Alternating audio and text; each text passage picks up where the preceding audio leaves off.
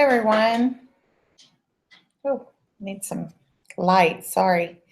We're going to go ahead and get started. I don't think I'm going to have any live viewers. We may have to kind of work on that a little bit. Google is changing how they are now, and so it's going to be, I think, called YouTube Live instead of Google Hangouts. Anyway, we're going to go ahead and get started. I hope everyone is having a wonderful start to their year, and we are going to, I'm going to go ahead and share my screen.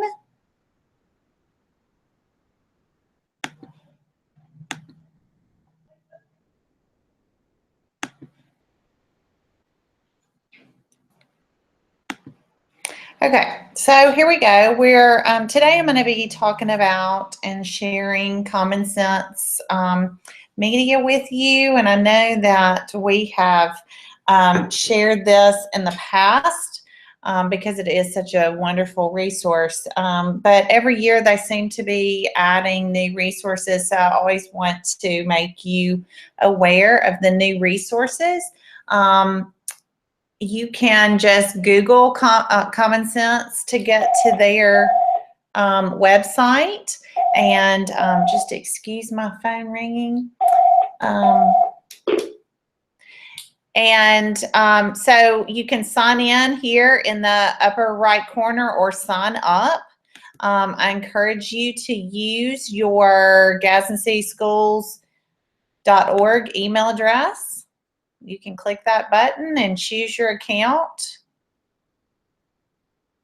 and it will sign you right in.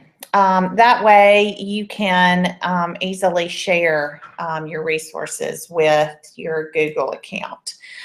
So here we are on the main page. You can look over here to the left and also see, if you go to the digital citizenship tab, that's where I'm going to actually share with you today. In the past, we have pointed out the Nearpod activities and the iBooks lessons. Those iBooks lessons you can download onto your student devices, those of you that have iPads. The Nearpod lessons, if you are not familiar with Nearpod, Nearpod is a wonderful resource that you can use on any type of device, and it will allow you to walk your students through that presentation. It's kind of like an interactive PowerPoint. So if you are interested in Nearpod and haven't used that resource before, look for someone in your building that might be a Nearpod expert, or you can email me, wgoodwin@gcs.k12.al.us, and I would be happy to come and share that with you and your students in your classroom. Okay, so I wanted to point those out. Also, obviously, some downloadable PDFs there. Their scope and sequence, as you can see, covers a wide range of topics in a K through 12 format. So that's also another great reason that we use Common Sense Media. I want to point out, we have also talked about the Digital Passport and Digital Compass resources. We talked about those last year. The Digital Compass is for our middle schools, and it is a free app. So those middle school teachers, if you don't already have those on your iPads, then you might want to definitely look into that. Digital Passport also has an app, but it's paid. Digital Passport is for the elementary students, but now you can play online, and you can register as the teacher and then set up your class so that your kids can have an account. to play the games and work through the different modules. And you can see that it is, you know, fun and appealing to the kids, but will also definitely engage them and present those topics that need to be discussed as they pertain to digital citizenship for the elementary grades. So that's Digital Passport. And then, like I said, Digital Compass is the middle school version. Again, you can play online or you can get the app. And like I said, the app is free for the middle school app. So definitely check those out. Digital Bytes is the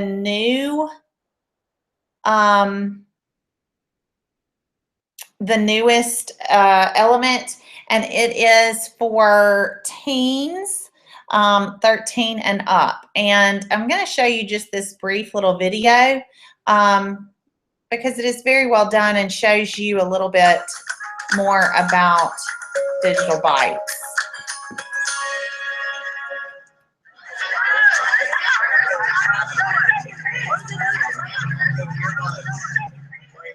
When we're watching videos on our computers, and it's very confusing when 16 videos are playing at the same time. It's much easier if you've got earbuds in.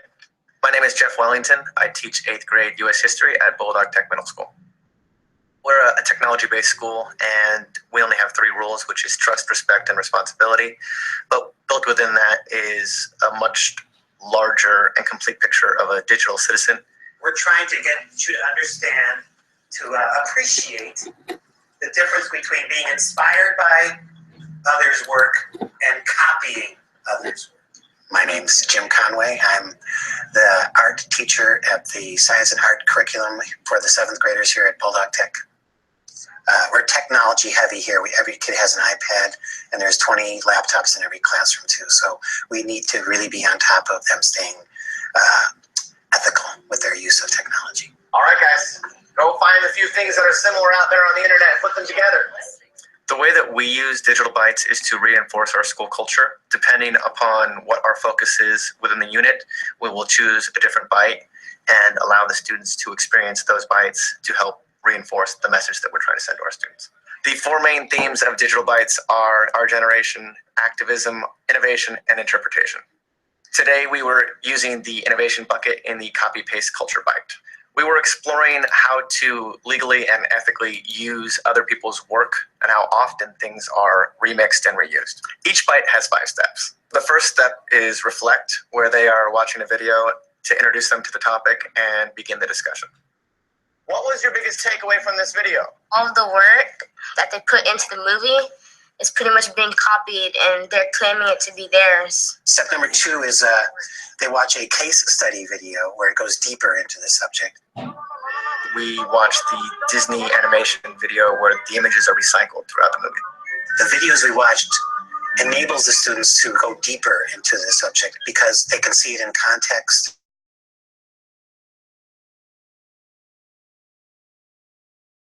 Is discuss, where the students will share with each other their opinion and perspective of what they've just watched. What forced them to change? What do you think? Because they have competition now because of like Samsung and the other phones.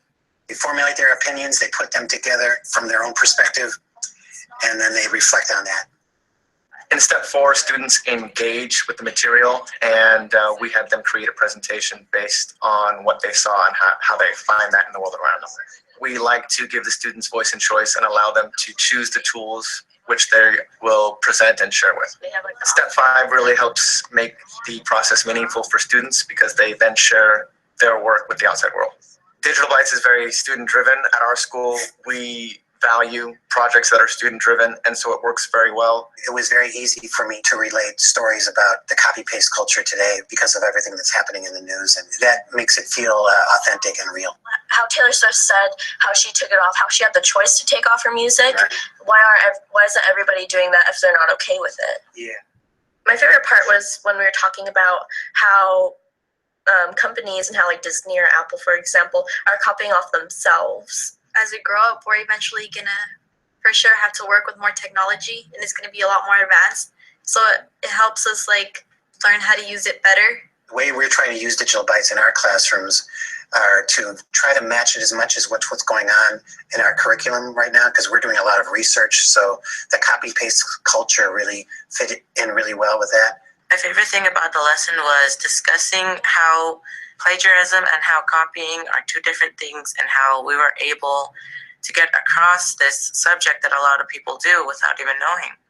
I think Digital Bytes encourages students to have meaningful discussions because it really allows them to experience the topic instead of passively receiving information. They interact with the information, and it gives them a lot of creative freedom.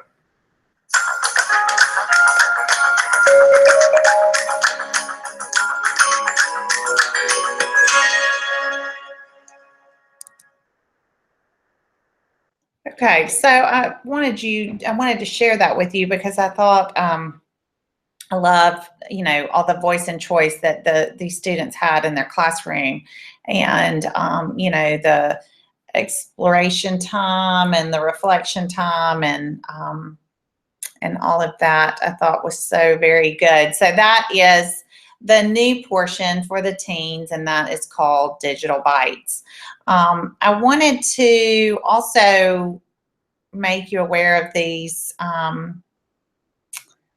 unit assessments.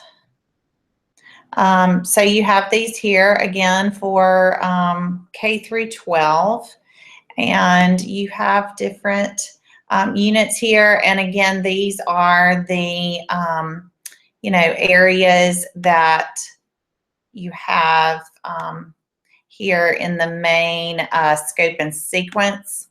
And those areas are self-image and identity, relationships and communication, digital footprint and reputation, cyberbullying and digital drama, internet safety, information literacy, privacy and security, and creative credit and copyright. Now, these are the lessons that go along with or that you would, cover before the assessments. And we looked at some of these last year, some of these lessons. You can, pick out by certain topics. You can filter your lessons that way. And you can see that even though this lesson is one on relationships and communication, it also covers cyberbullying and digital drama. That's what the icons there on the right stand for. So when you click this lesson, and this is a K2 lesson, but all of your resources are here for that activity. You'll also notice that there is a Nearpod lesson and an iBook lesson for that as well.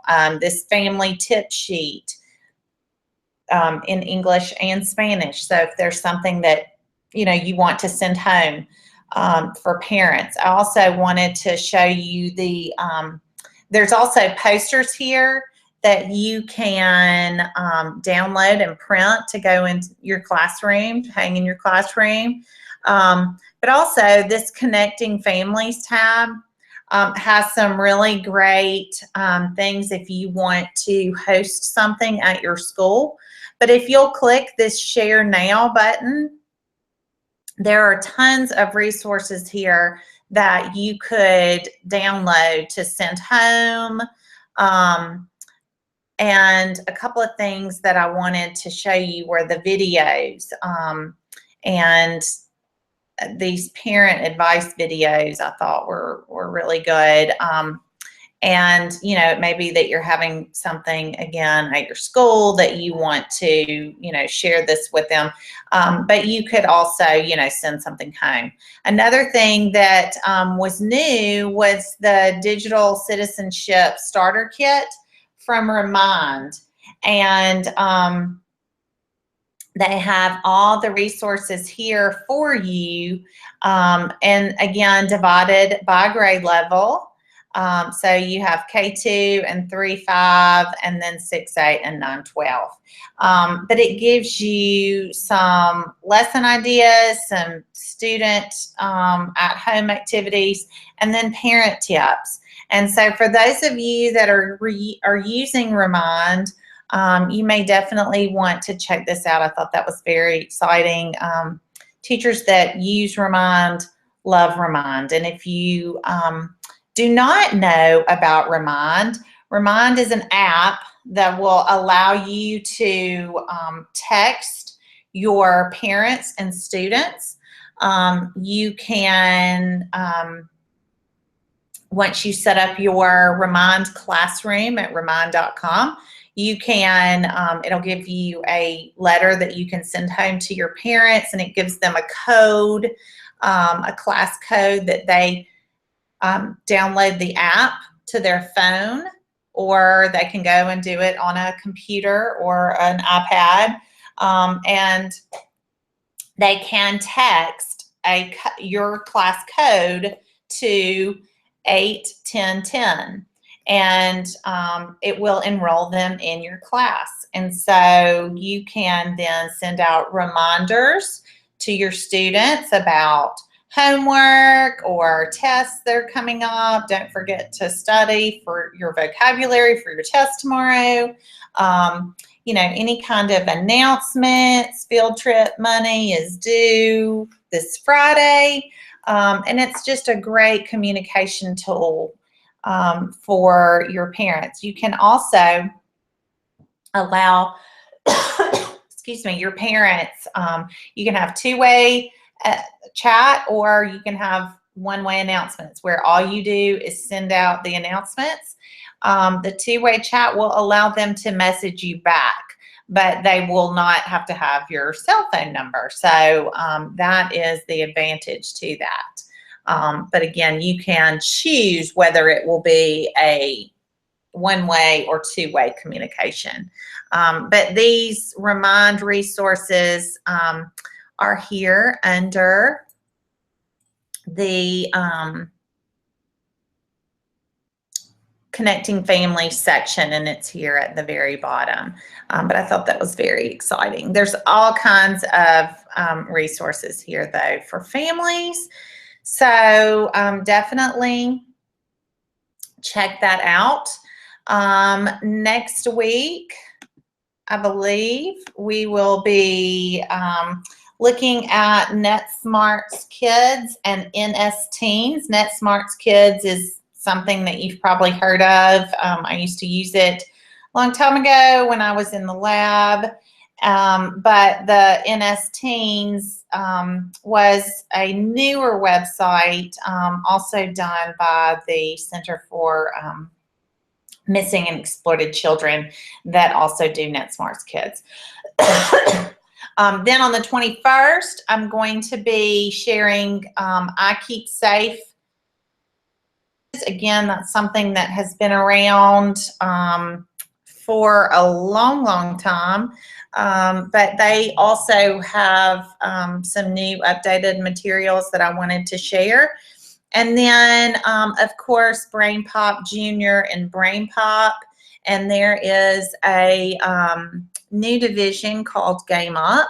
And there is a digital citizenship game there that is done by Common Sense Media. So those are the resources that I will be sharing each Wednesday this month. And hopefully very soon I will be getting out a flyer for the rest of the semester for as far as Webinar Wednesday. I hope to get a Coffee EDU up and going sometime very soon. So be looking for an announcement for that. Make sure that anything that you share this month as far as digital citizenship, that you use this DigCit 2016 hashtag, and of course our Gadsden CS hashtag. so that others that follow that hashtag across the system that may not have the DigCit hashtag will be able to see what you are doing as far as digital citizenship in your classroom or in your school during the month of September. Please share, and I look forward to hearing from everyone. I'm going to turn my screen sharing off. Thank you for watching, and please let me know if there's anything that I can do for you or help you with. Have a great Wednesday.